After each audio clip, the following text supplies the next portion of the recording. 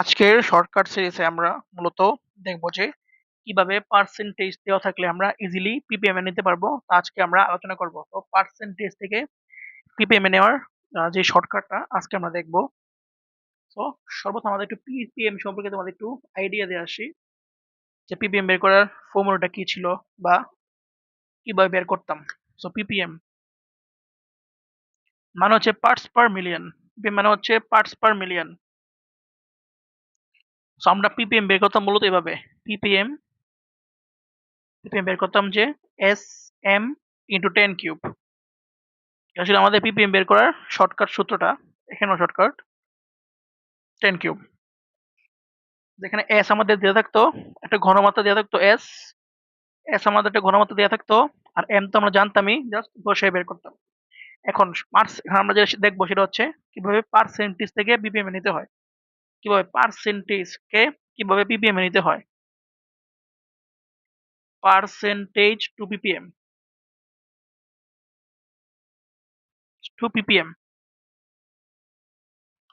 একদম এক চুটকিতে আমরা করব। মনে করো প্রশ্নের বলা থাকবে যে x percent x percent x percent মনে করো এ বি এর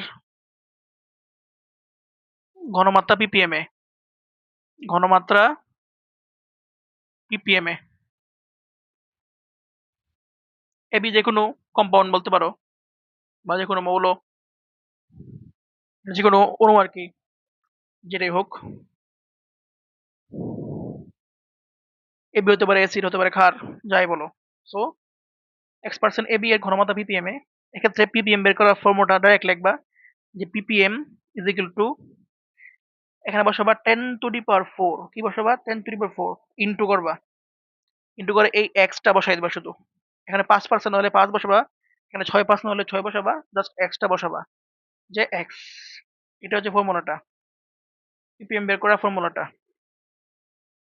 এই পিপিএম বের করার ফর্মুলাটা 10⁴ ইন্টু এক্স। এটা লং প্রসেসটা হচ্ছে, যদি আমাদের লং প্রসেসটা হলো যদি তোমাদের সেম জিনিসটাই বলতো যে এক্স পার্সেন্ট এ বি এর ঘনমাত্রা পিপিএম কত। আগে তোমরা এস বের করতা যে এস ইকুয়াল টু 10x/m। এখানে একটা আনসার আসতো, সেই আনসারটা পিপিএম বসাতা, PPM is equal to S, আনসারটা বসাতা, তারপর এম বসাতা, তারপর 10 কিউব বসাতা, তারপর একটা আনসার আসতো। কিন্তু আমরা এভাবে করব না, আমরা এভাবে করব না, আমরা এভাবে করব।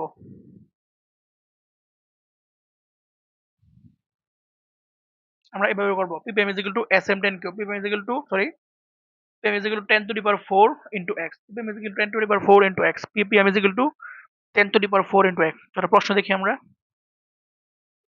মনে করো প্রশ্ন বলে যে 5% NaOH এর ঘনমাত্রা কত পিপিএম? পিপিএম কত পিপিএম? মানে ঘনমাত্রা পিপিএম এককে কত? দাঁড়াও সুন্দর করে প্রশ্ন লিখি। ঘনমাত্রা পিপিএম এককে কত? এককে কত? সো নরমাল শূন্য কি করবে? এখান থেকে আগে এস বের করবে, ও সেই এস এস এম ইন্টু 10 কই বসাবে, এস এম ইন্টু 10 কই বসাবে। এখানে লাগবে 30 সেকেন্ড, এখানে লাগবে 30 সেকেন্ড, মানে প্রায় 1 মিনিট চলে যাবে। আর তুমি কি করবা? ডাইরেক্ট লিখবা যে পিপিএম, এমসিকিউ, অবশ্যই MCQ, PPM is equal to 10⁴ into x। Extra কত? 5। So 5 into 10⁴।